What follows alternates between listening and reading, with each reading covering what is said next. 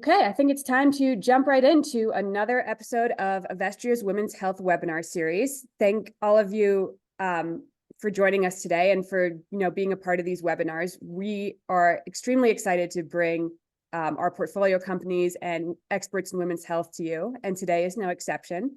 For those of you who have received an invitation, you may have realized that we have a different set of speakers than we originally advertised, but we are so excited for them to share their insights on women's health, maternal health, digital health, postpartum depression. We have a lot going on in this webinar. Just before we get into the meat of it, just a few logistics. So my name is Ava Epker. I'm the Director of Marketing at Avestria. What you're going to see throughout this presentation is I'm going to hand the webinar over to my colleague, Linda, who will just give you a little bit of information about Avestria and introduce our guests before we let them take the stage. So that their part of the presentation will last about 25-30 minutes. If you have any questions, we welcome questions. So feel free at any time to put them in the Q&A box that you'll see at the bottom of your screen. We will have a dedicated portion of about 15 minutes from 9:30 Pacific, 12:30 Eastern to 9:45 Pacific, 12:45 Eastern, dedicated to Q&A. So if you have any questions, that's when they're going to get answered. So don't be shy, put them in whenever you want to, and we will get to them then. Then for the last 15-ish minutes of the webinar, Linda will take the screen again and tell you a little bit more about Avestria, what we do, how you can get involved. And this webinar will be recorded. So if you have to jump off at any time, just look for a link that will come your way, likely in the next few days. I think that's it from the logistics side. So now I'm going to hand the stage metaphorically over to Linda, who is head of Avestria. Hi, thank you all for joining. For those of you who aren't familiar with Avestria, we're a San Francisco-based venture capital firm founded in 2019. And one of the things, and we focus on early stage women's health, one of the things that separates us from some of the other venture capitalists in this space is just that we have really extensive healthcare operating and investment backgrounds. For myself and for Tracy Dooley, our whole careers have been in healthcare and the life sciences. So it's what we do. And then we're joined by Ava, introduced herself, Director of Marketing, and Michelle Branch is our legal counsel. Next slide, please. So our universe for investment is early stage. So that means seed and Series A. When we define women's health, we talk about conditions that affect women exclusively, disproportionately, or differently. So thanks to the White House for helping educate America on the current definition many people are using for women's health. So it can be conditions like reproductive health, but all the way to areas like cardiovascular disease, where both the symptoms and mechanism of action looks like it's different in women than men. So we would include that in our areas. The specific subsectors in life science that we focus on, we'll do devices, diagnostics, digital health and AI, life science tools, services, and therapeutics. So it's a pretty broad range, within the area of women's health, it's actually a very broad universe. Next slide, please. Again, I think the White House initiative on women's health has really helped get this message out. Research to date and medicine have really been based on men. And today we have only 11% of NIH funding addressing the needs of 50% of the population or even more. It wasn't until 1993 that the FDA allowed women to participate in clinical trials. And even today, only 28% of studies are actually analyzing the clinical data by biological sex. So if women were just small men, this would not be a problem. But in fact, biological differences exist between men and women in every tissue and organ system. Again, we give examples of areas where women and men, their healthcare is different. Next slide, Ava, please. The opportunity in this is huge. So many people refer to women's health as a niche business, but when you think about it, healthcare in the US is a $4 trillion market. It represents 18% of the GDP, and it's growing over 5% annually. So when you look at it, we're seeing an increase in the venture capital investments into the space, but it's still, 1 billion is still minuscule compared to the opportunity that exists. So we're hoping more and more dollars start getting allocated towards women's health. Next slide, please. So I'm pleased today to introduce Dr. Shailja Dixit, who Curio Therapeutics is one of Avestria's portfolio companies. And Shailja is a healthcare and pharmaceutical physician executive with more than 15 years of healthcare industry experience with big pharma, big five consulting, payers, and provider groups. So she brings the full range of healthcare knowledge with her. Her expertise in launching innovative medicines has earned her various accolades and recognition, included being voted as the Innovator of the Year at GE in 2008 and nominated as a top 50 thought leader in the life sciences in 2016. Since 2021, she has been the CEO of Curio Digital Therapeutics, a digital-first platform exclusively dedicated to women's behavioral and physical health.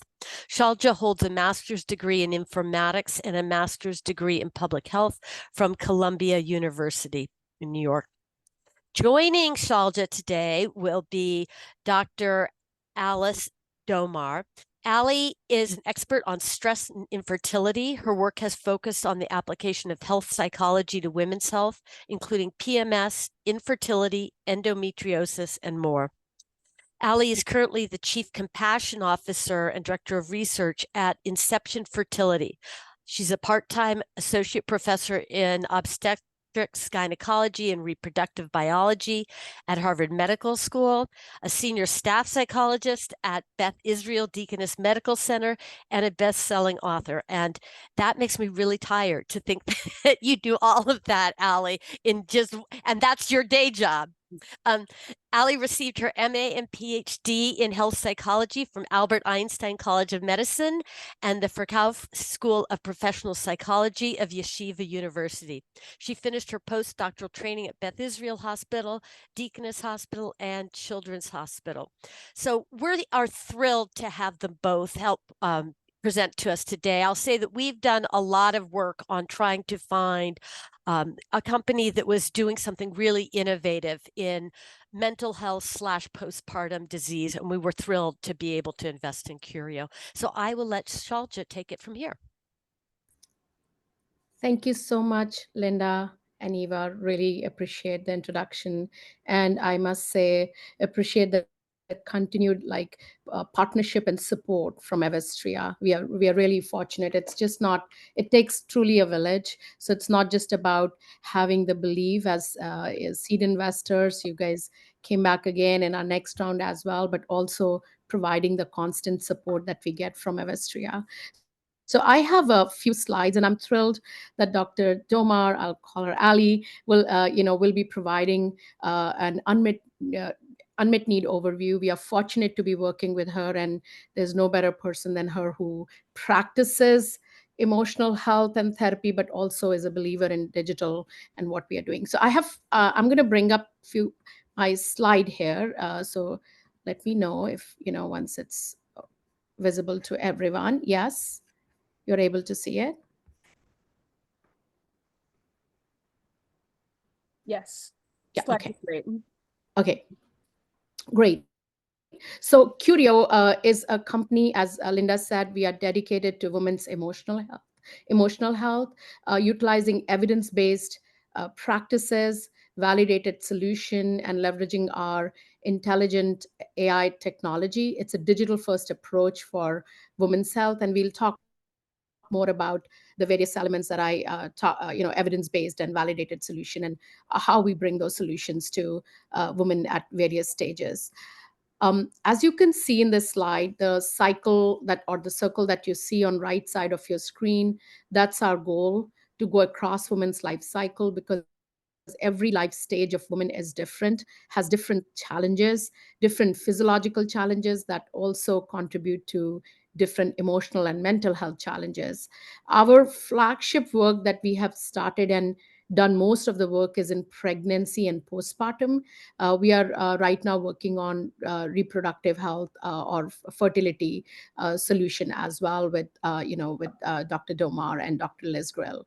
But I'm going to present some data on pregnancy and postpartum because those are two that have advanced a lot of data as well as being tested in real world. We already have some testimonies that I'm going to share as well. How are we different? We took an approach of class 1 exempt and class 2. Our class 2 is under review with FDA right now as we speak. We approached FDA with our entire solution. So we took an approach of not just an app, we call it a platform approach of software as a medical device. It gives us a whole different rigor of the kind of evidence that needs to be collected, the quality management system, and good manufacturing practices that FDA outlines to follow for all digital solutions. We have an AI tool upfront as we were developing this solution. One thing which was very clear that even identification does not happen for women in timely fashion. So we built an AI tool that can detect a woman who might end up who's at risk of having, for example, postpartum depression very early on in their pregnancy journey. So something can be done early on, and we call it bending the curve, and we can bend the curve and not end up in having, bad outcomes. The backbone of our work is based on concepts of cognitive behavioral therapy, interpersonal therapy, and behavioral activation therapy. Three modalities. We have conducted many studies in US and internationally as well. A total of 6. 5 of them have been published. The last one is the one which I'm going to show some data, and the results that came out last September, October. Last one is just a technical aspect, but it gives us a platform approach using a low code, no code. We also have connectivity into the provider world. So we are able to actually send messaging to the EMRs like Epic and so on. So we are able to have an impact at point of care and provide a view to a physician at point of care as well. So it's not a point solution, but rather a connected solution across the healthcare ecosystem. That was always something that we wanted to do and not create just a point solution as we go forward. Because again, it requires physician, their healthcare staff, woman herself, maybe her social worker. Everybody needs to be on the same page when we are talking about healthcare. Before I go forward and talk more about our solution, I want to just draw your attention to the urgent need to address the emotional crisis faced by millions of women in US who are facing reproductive health challenge, and would like to invite Dr. Domar here to provide her opinion on what she's seeing and the unmet need in this area. So Ali, over to you. I know we have some slides on the background, which I'm going to move for you, but I think there's no better person than you to just talk and provide that color. Okay, so I'm just going to warn you that I'm from Boston, and there's actually data to show that people in Boston speak faster than anywhere else in the country, I think because we're always cold. So I will try very hard not to speak faster than you can understand. And so, I have been studying the mental health aspects of women's health conditions for a very, very long time. And, one of my main sources of interest is trying to relieve stress and other things. But we're also not just looking about women in this country facing very high levels of stress. We're also looking at very high levels of psychiatric symptomatology. Twice as many women attempt suicide than men. Women are much more likely to develop anxiety and depression as men. And if you look at the infertility world, and I actually was just at the Pacific Coast Infertility meeting last week, and I gave a keynote on this, the prevalence of psychiatric level symptoms in women going through infertility treatment, as you can see from the first number here, over half of women and 3/4 of women report psychiatric levels of depression and anxiety, respectively, as they're going through treatment.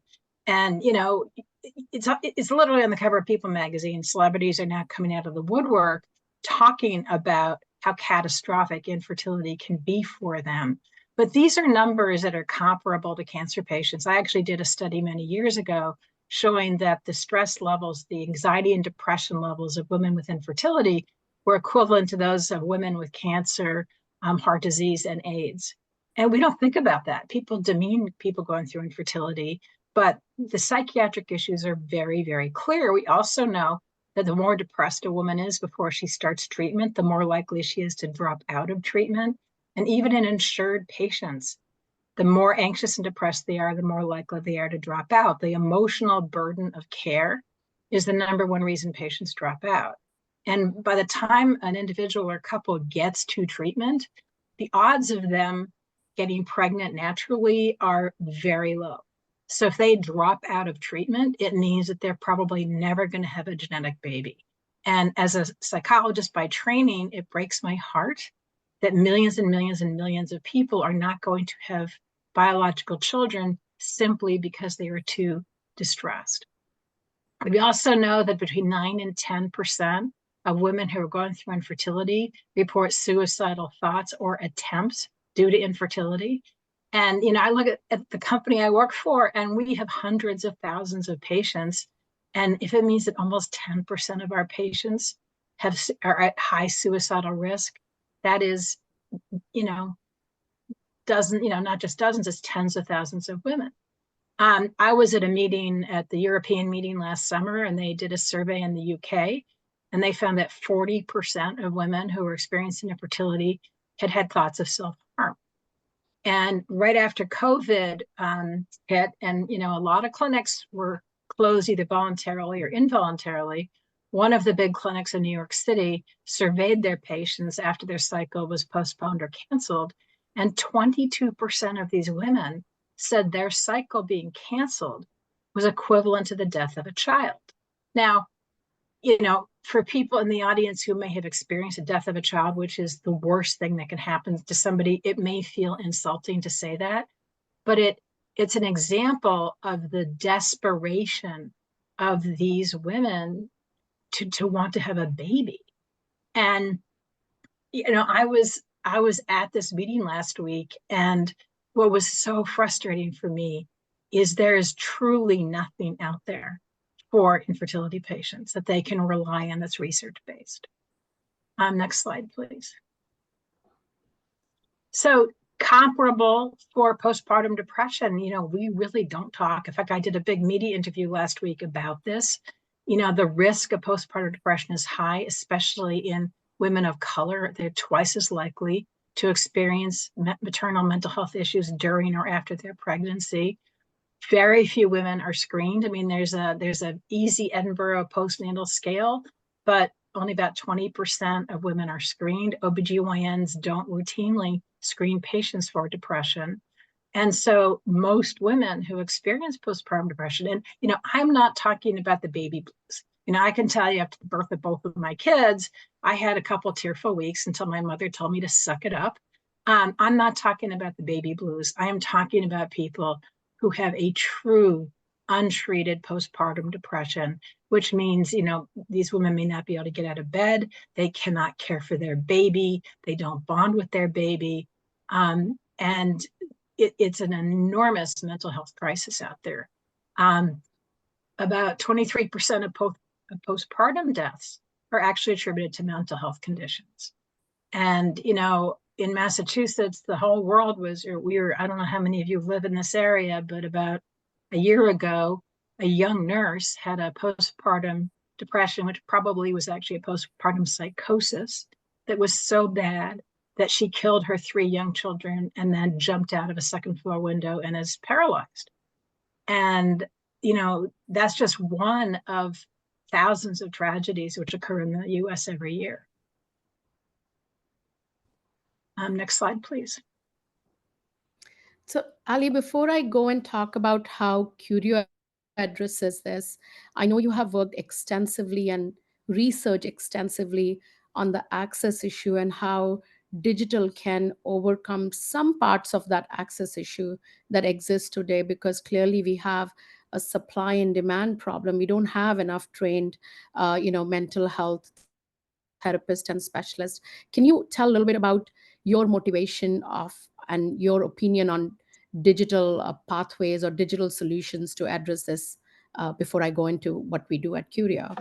Well, this has kind of been my life for the last 6 years because, Liz Gurrell, who's a friend and colleague, approached me about 6 years ago and said, we have to do something about our patients. Only about 11% of infertility patients, even those who are diagnosed with anxiety or depression, actually see a mental health professional. And one of the reasons are there are not enough of them. At last count, there are about 700 mental health professionals in the US who are trained in reproductive medicine, but most of them spend the vast majority of their time doing what's called third party, where they evaluate egg donors and egg donor recipients and surrogates. And so very few of them actually dedicate time to therapy and counseling. It is actually rare for an individual or couple who are going through infertility to seek out counseling. And yet, you saw these suicide rates, you saw the suicide risk, you saw the prevalence of anxiety and depression. And, we now are with the millennials who want everything in their phone. And they are very anxious to use online platforms, apps, et cetera. But what actually frightens me as a healthcare professional is, when I was at this meeting last week and there are all these booths of companies that are marketing their online programs and everything else, is not a single one of them is research-based. They say, 62% of patients who use this app get pregnant. Infertility patients specifically are extremely vulnerable, many of whom don't have insurance coverage for treatment. So they're spending a lot of money. But if they can't afford, for example, an IVF cycle, they're then going to these platforms or online programs, and they're taken advantage of because there is no data whatsoever to support the efficacy, not just in helping them get pregnant, but in helping them feel better. And until you do randomized controlled trials, which is the gold standard, you can't say that anything works. And yet, there are dozens of companies in the US that are promoting these platforms, and it's really irresponsible. Oh, thank you, Ali. Really appreciate it. And this was hopefully it was very helpful for all the audience to hear the unmet need and, the approach that we have taken and why we have taken. So at Curio, we have a digital first approach. The reason we have digital first approach, we believe it takes care of access, affordability, and scalability, three key aspects. It also takes care of stigma. We have heard that actually firsthand from patients and meets a woman where they are. For example, in our postpartum depression app, we call it Mama Lift. Most of our logins happen 1 a.m. in the morning, possibly not surprising for many of you. If you put yourself in the shoes of a woman who has just delivered, sleepless, anxious, so they don't have anywhere to go at that time of the day. We have also heard that I'm so glad that I can do this with privacy, because I have people feel that with baby child I should be very happy, and why I'm depressed, why I'm not feeling up to happiness with my childbirth and so on. So that's a very important aspect as well. The second thing we do, as soon as a woman onboards on our platform, we identify their risk. We encourage them to get on our platform as early as second or third trimester, because you can start seeing some impact of hormones and physiological activity around that time. As I said before, we have leveraged the principles of cognitive behavioral therapy. And I'll talk about the clinical studies because we are science-based. One of the very important aspect was that we are not going to bring any solution to market till we are completely convinced and can prove with randomized control studies that they do have an effect.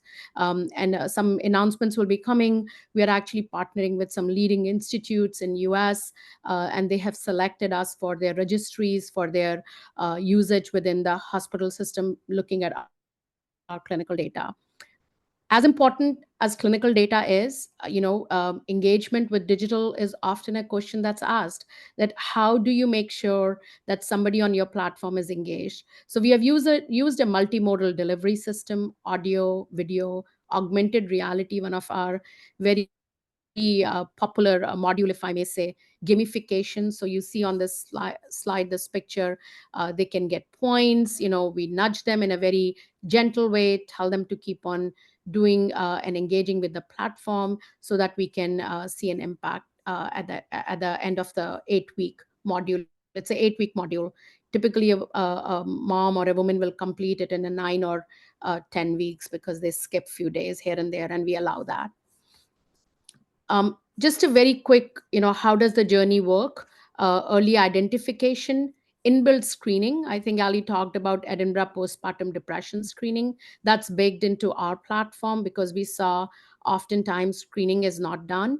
And after a lot of user testing, we have made this screening in a fun way. So it doesn't look like that you are going through a mental health screening. It's done in a color. There are a lot of color coding and so on. So we have seen more honest answers, if I may say, and no white coat effect by having this inbuilt screening.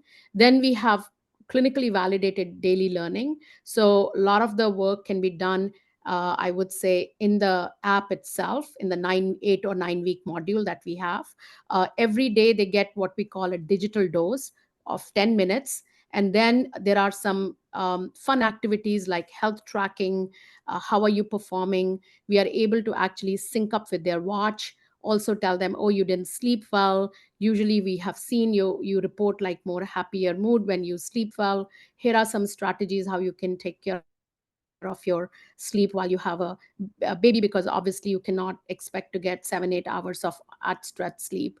Then if needed, we do have a human network. These are not on our books because we are a digital first company, but we have created a network. We have partnered with a network of coaches as well as therapists. Some of our coaches are in-house. These are social workers who we have trained on our digital platform. They are able to do a warm handoff if needed to a coach in a particular geography. We go out and we build that network because not everybody every time will be okay with digital.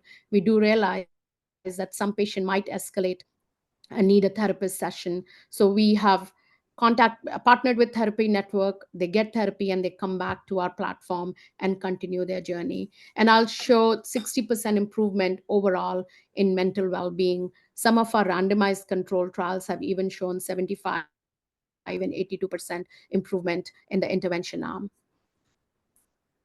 I'm going to go a little bit more on the research that we have done. As I said, 6 randomized control trials, 5 of them have been published, total of 2,000 patients who have gone through our platform. A clinically meaningful improvement, so a 4-point improvement is considered in Edinburgh postpartum depression scale, a clinically meaningful, and we have demonstrated that. It's also statistically significant, and I'm going to show you some results.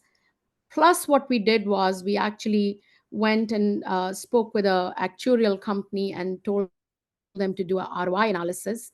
And they came back that if you intervene early on in second or third trimester and use our platform, there is a 5:1 return on investment that any health plan can get by adopting our platform versus the usual care that happens today.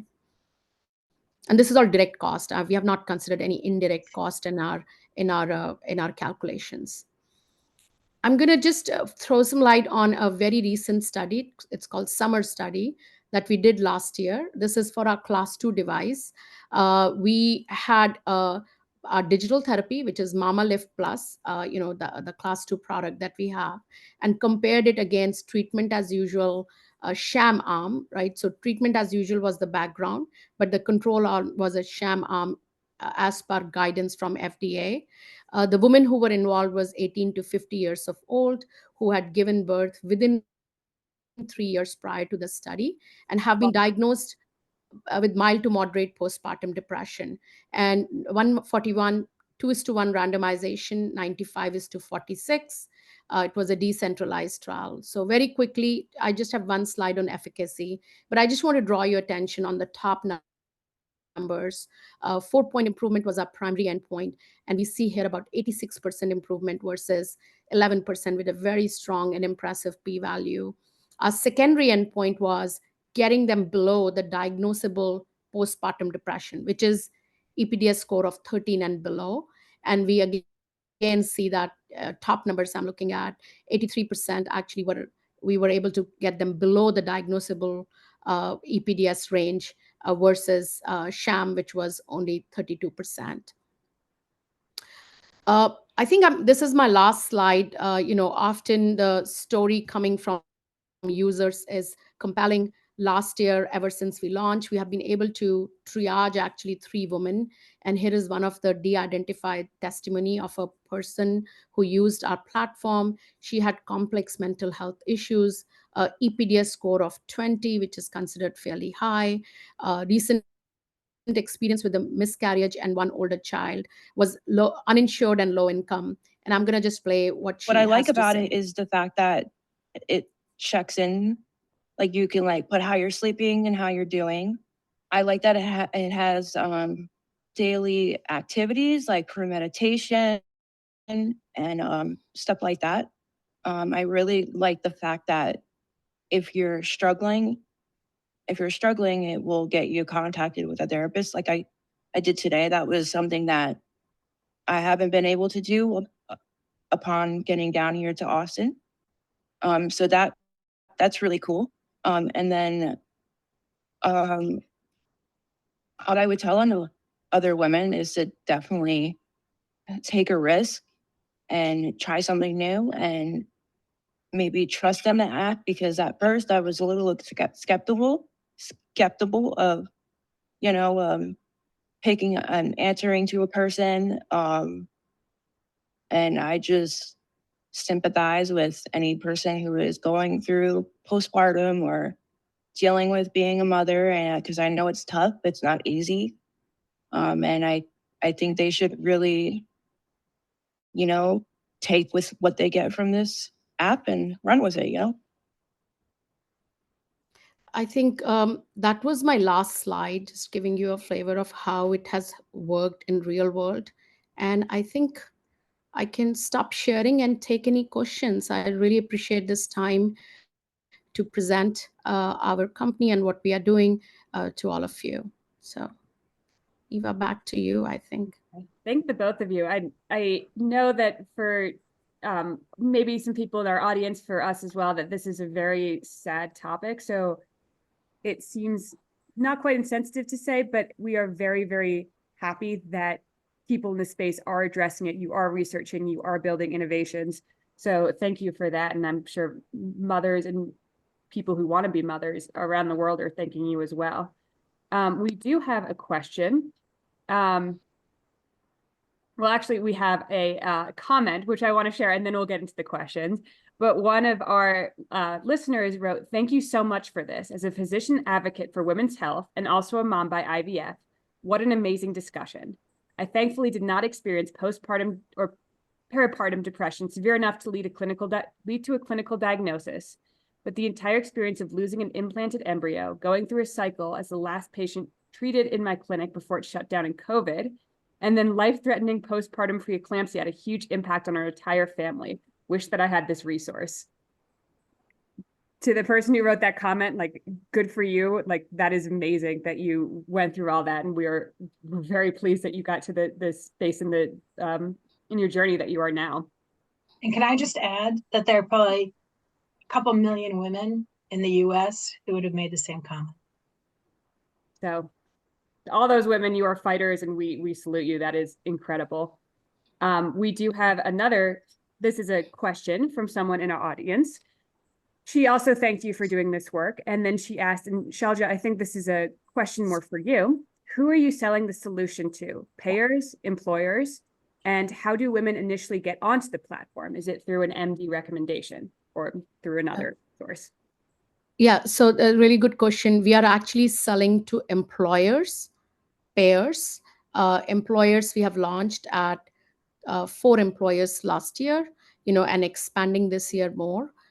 We have partnership with some employee benefit consulting company, with few of them actually exclusive partnership as well, exclusive for them. So they are selling it to their clients who are self-insured employers. We are also in discussion with some payers to implement it for Medicaid population, which we are very passionate about. Women can get it through their employers, our class 1. The class 2, once it's approved, they need a physician recommendation, and rather actually even prescription. We try to keep physician in the loop. So what I mean by that, we are all physician and science driven, and we believe that physician should be kept in loop. That's the whole difference between our science-based approach versus just a consumer app. This is not a consumer app. And if a woman is getting it from their employer, we still ask them who's their OBGYN so that we can communicate to their physician. And that's a really important part of our approach. We don't want to keep the clinical staff away from this whole discussion because they have to get information and be part of this journey as well. Okay, thank you. And to the person who asked that question, I hope that answers your question. And then sort of building off of what you just said, Shailja, and then going back to a point that Ali made earlier. Ali, you talked about research-based solutions rather than just sort of these apps and other innovations that make claims that aren't necessarily supported by research. How, as the average consumer, would you know if something is research-based? Do you look for papers? Do you kind of have to trust willingly? Like what can we do as an average consumer to get to the right research-based innovations? See, the problem is most of the products out there are very clever. And, certainly with infertility patients and also with postpartum patients, by the time they start searching for something to help them because they're so anxious and so depressed. And, one thing Shailja just said is, there's a lot of shame involved in having mental health symptoms. And so most, I published a study with one of my grad students years ago on the prevalence of eating disorders in fertility patients. And it turned out with a structured interview that 22% of our patients had an eating disorder and 0% had told their physician. And so there is a tremendous shame with infertility patients and postpartum patients to say, I'm okay, but they're not. And so then they go, they use Dr. Google, they go online. And I can tell you, I was at this conference last week and there were lots of very, very attractive booths with all kinds of claims all over it. And I would walk up to them because I'm a nerd, I'm a professor at Harvard, I need to see data. And I'd say, have you done a randomized controlled trial and they said, oh, no, we just collect data from our participants. And I'm like, that's not research. I actually talked to someone, who has, I won't name names or anything, but she's like, oh yeah, my program helps women get pregnant and it really reduces anxiety and depression. And I'm like, well, how do you know that? And she goes, oh, they tell me. That's not research. You cannot, as a healthcare professional or as a responsible company, make recommendations for patients. And, women's health conditions, by definition, women are feeling so vulnerable that it's so easy to follow this slick marketing. And what actually attracted Liz Girl and I to work with Curio is they are data-based, they are research-based, they're doing FDA trials, and you can publish these results. And so I can confidently say to a patient, if I had a patient right now who had a history of postpartum depression for a previous pregnancy, or had infertility, which makes her higher risk of postpartum depression, or was already experiencing anxiety or depression during their pregnancy, and I would say, we have data on MamaLift, like randomized controlled studies, p-values, and that makes me confident in the product. And, one of the things that you're going to hear is, well, there are medications that can help patients too, but you try convincing a pregnant woman or a woman who's breastfeeding that the first thing she should try is take medications. And, there are plenty of times, especially with postpartum psychosis, where you really need to start with that. But a lot of women who are trying to get pregnant, are pregnant or postpartum, really want to try something else first. And I only feel comfortable saying, yeah, I understand you've read all those websites and you've seen all these glossy brochures, but we got to stick with the science. We know this works.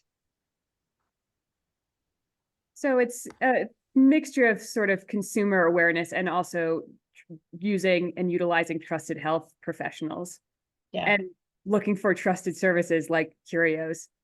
Would you say kind of in a nutshell? Well, I can tell you, my life has spent working with physicians. I was at Boston IVF for 20 years. I now work at Inception. I'm like a very clinical person. And the actual only way to convince physicians to try something new is if there's valid data behind it.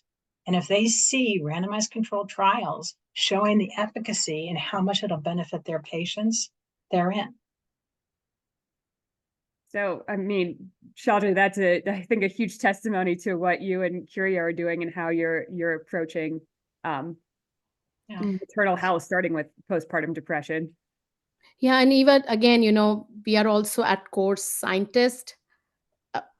Well, I'll put an order: a mom who suffered postpartum anxiety, a physician, and a scientist, right? And an entrepreneur. So that's the order, right? So we have to bring responsible solution for a mom. That's the first thing, because I was one of those who had postpartum anxiety. Then I'm a physician. So I'll never recommend, whenever we are bringing something, would I recommend this to my own patients if as Ali said, I was sitting on the other side? So that's second question. And then as scientists, we need to have data which we can back and be confident about. And then entrepreneurship comes after that, right? So, equally important. But I think if you take care of these three things and you're responsible, then yeah. But we are very, very fortunate to have Dr. Domar, Dr. Grill, and some of other scientists who have worked with us, and we are bringing more. I think we're working on a fertility solution now with Dr. Domar, bringing a lot of her years of knowledge to our platform. Yeah, so that's really exciting. So maybe we'll have you on the webinar again to talk about that when that's ready to go. So I know that we're kind of running against our question and answer time, but just one more question. So you talked a lot about women who want to conceive, who are trying to get pregnant. Well, I guess women and their families. And there's this link between being uninsured, or there's a lot of women who are uninsured. Do you think that's just the population that you're serving? Do you think that that's indicative of a larger trend? Like, can you just talk a little bit more about why you're seeing uninsured women or women whose insurance don't cover the treatments that they want for fertility? Shailja, do you want me to answer that, or do you want to answer that? No, please go for it. I think you see that more in real world, Ali. Okay, so this is like my Achilles heel, because I think it is disgusting, and I'm just speaking off the top of my head here, that most insurance companies cover Viagra but do not cover infertility treatment. The Constitution of the United States, we all should be able to build a family. And the fact that majority of individuals and couples in this country do not have insurance coverage, and don't get me started in Alabama, it's a travesty. It has gotten better. It has gotten much better in the last few years. Many more companies are offering insurance benefits. Many more states are now passing. Michigan just struck down their law forbidding surrogacy. So things are slowly getting better. And it has unfortunately turned into a huge political issue. But 80% of people in this country think that Americans should have access to IVF. I mean, most IVF programs now can offer a 50 or 60% per cycle pregnancy rate. And so we're getting babies, and they're all really cute. But to deny coverage for individuals and couples who simply want to create a family feels so un-American, so against, anybody who wishes to have a family should be able to have a family. We actually had another one of our entrepreneurs on a former episode of Avestria's webinar series who talked about writing to your representatives and telling them what you want covered. So would you also, to sort of end this Q&A on maybe a hopeful note or on a note of advocacy, would you recommend that as well? Make noise. I mean, in fact, my husband just told me this morning that I think it was like a state legislator in Alabama just won based on her platform of ensuring access to IVF. That was her platform, and she won against all odds. So it can be ammunition for politicians, because this is what people in this country want. They want people who want to have children to be able to have children. Infertility is a disease. It was actually the World Health Organization classifies infertility as a disease. Wow. So why it's not a mandatory coverage by insurance is completely beyond. So write to your representatives, make sure you vote in the next election. Shailja, is there anything that you want to add before we end this Q&A portion? No, I think, there is a lot that needs to be done, right?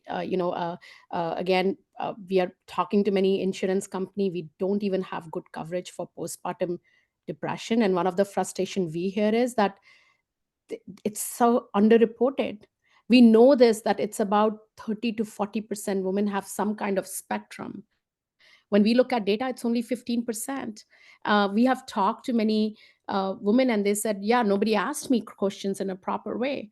I was just rushed through some questionnaire that I check, because I wanted to ask about what's going on with my baby. Should I just, what is going on with the lactation? So I think there are so many areas that we can do better. And we believe that providing technology is not the solution, but it's an enabler to do many things in a better process way and efficiently. That's what we say, that it's not the only solution, but yes, it's definitely an enabler to do many more things in a scalable fashion. So thank you again to Avestria team, Linda, Tracy, Eva, and thanks for being a partner and supporter in this journey. Really appreciate that. Well, Thank thank you for your you. time. You're doing the heavy lifting here. So thank you, Shailja and Ali. And I cannot tell you how reassuring it is to listen to what you all are saying, because again, we have looked for many companies to invest in who would be addressing this problem. And we're so struck by the fact that you do approach this as clinicians and scientists, and it is not marketing. It's absolutely serious medicine. And that's what really attracted us to the solution in the very beginning. So thank you for the work you're doing.